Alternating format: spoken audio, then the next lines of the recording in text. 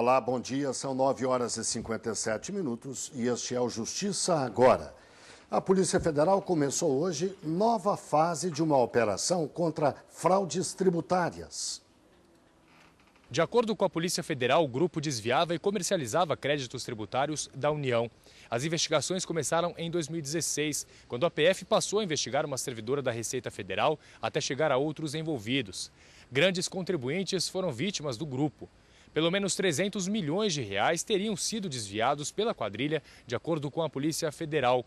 Na operação de hoje, que está na segunda fase, são cumpridos 5 mandados de prisão preventiva, 1 de prisão temporária e 5 mandados de busca e apreensão. Os investigados vão responder por vários crimes, como estelionato, corrupção passiva, associação criminosa e inserção de dados falsos em sistemas de informações.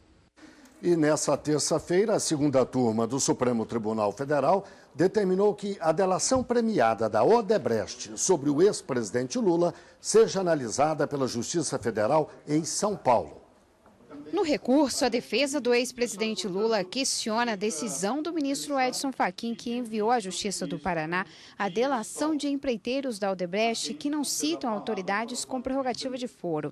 No caso de Lula, os advogados pediam que ficasse a cargo da Justiça Federal do Distrito Federal ou de São Paulo as investigações sobre a reforma no sítio em Atibaia, interior de São Paulo, e a compra do terreno do Instituto Lula. O julgamento do recurso na segunda turma do Supremo Tribunal Federal foi retomado com o voto vista do ministro Dias Toffoli. Ele aceitou o pedido da defesa para enviar à Justiça Federal em São Paulo trechos da delação da Odebrecht e foi seguido pelo ministro Ricardo Lewandowski. Ainda que o Ministério Público Federal possa ter suspeitas fundadas em seu conhecimento direto da existência de outros processos ou investigações, de que os supostos pagamentos noticiados nos termos de colaboração teriam origem em fraudes ocorridas no âmbito da Petrobras, entendo que não há nenhuma demonstração desse liame nos presentes autos.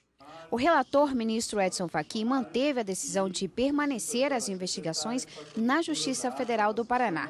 Ele foi acompanhado pelo ministro Celso de Mello. É perceptível, de todo o alegado pela parte embargante, que a intenção de provocar um rejulgamento da causa concedente a pontos já enfrentados, isso torna inviável a utilização dos embargos de declaração, que possui pressupostos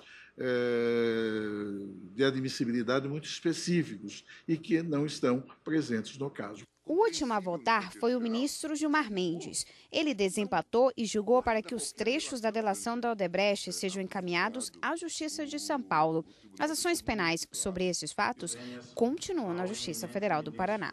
Eu estou me manifestando no sentido de acolher os embargos com efeitos modificativos para determinar a remessa dos termos de colaboração e de seus respectivos elementos e de corroboração à Seção Judiciária de São Paulo. Em um caso semelhante, também por maioria, os ministros decidiram que cabe à Justiça de Pernambuco analisar as investigações reveladas por meio de colaboração premiada envolvendo a construção da refinaria Abreu e Lima.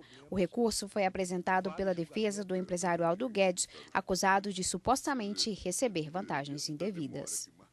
Agora vamos ver a pauta de hoje do Supremo Tribunal Federal. Direitos fundamentais é o primeiro tema da sessão plenária desta quarta-feira, começando com o recurso extraordinário, onde se discute se parlamentar tem direito a obter isoladamente informações e documentos do chefe do Poder Executivo.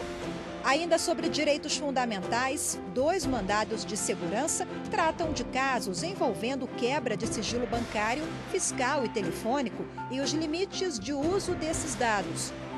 Poder Judiciário e funções essenciais à Justiça é o tema seguinte, com 2 ações diretas de inconstitucionalidade. Ambas questionam resolução do Conselho Nacional do Ministério Público, que determina procedimentos de pedidos de interceptação telefônica.